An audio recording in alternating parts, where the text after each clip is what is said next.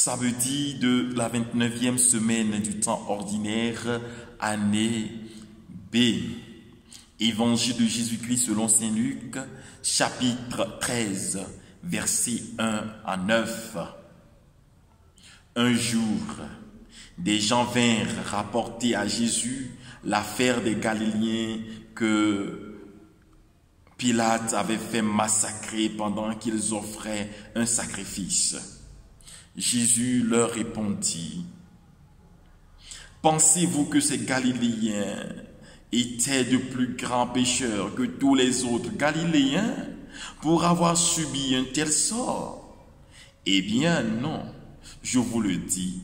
Et si vous ne vous convertissez pas, vous périrez tous comme eux.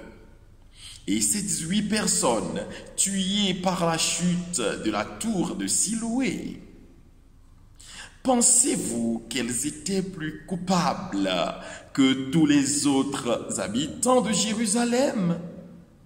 Eh bien non, je vous le dis. Et si vous ne vous convertissez pas, vous périrez tous de la même manière. Jésus leur dit encore cette parabole. Un homme avait un figuier planté dans sa vigne. Il vint chercher du fruit et n'en trouva pas. Il dit alors à son vigneron: voilà 3 ans que je viens chercher du fruit sur ce figuier et je n'en trouve pas. Coupe-le. À quoi bon le laisser épuiser le sol?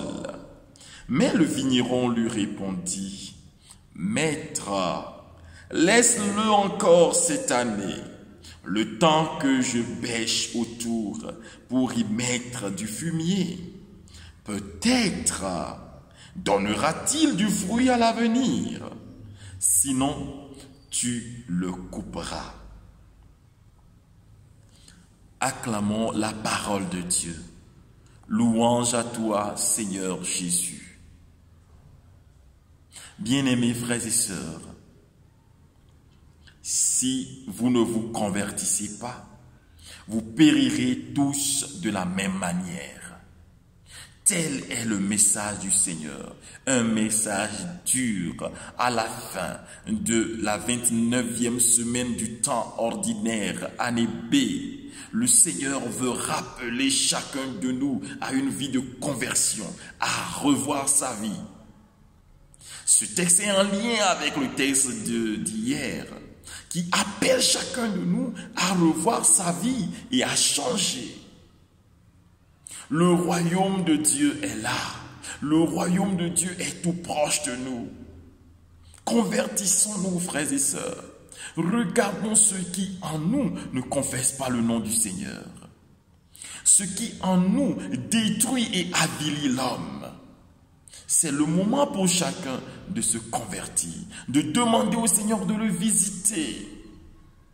Oui, la parole de Dieu nous interpelle, chacun de nous, sur ce qui fait notre faiblesse, ce qui nous avilit, nous détruit, le péché. Le péché dans toutes ses formes. Oui, le Seigneur m'appelle. Le Seigneur t'appelle, mon frère, ma sœur, à changer de vie, à lui laisser ton cœur. Aujourd'hui, nous devons laisser nos cœurs au Seigneur et laisser le Seigneur établir son règne dans nos vies. Si nous voulons des familles heureuses, si nous voulons une société bien construite et viable, nous devons nous convertir. Nous ne savons ni le jour ni l'heure. Quand est-ce que le Seigneur pourra venir nous rappeler? Ouvrons nos cœurs au Seigneur.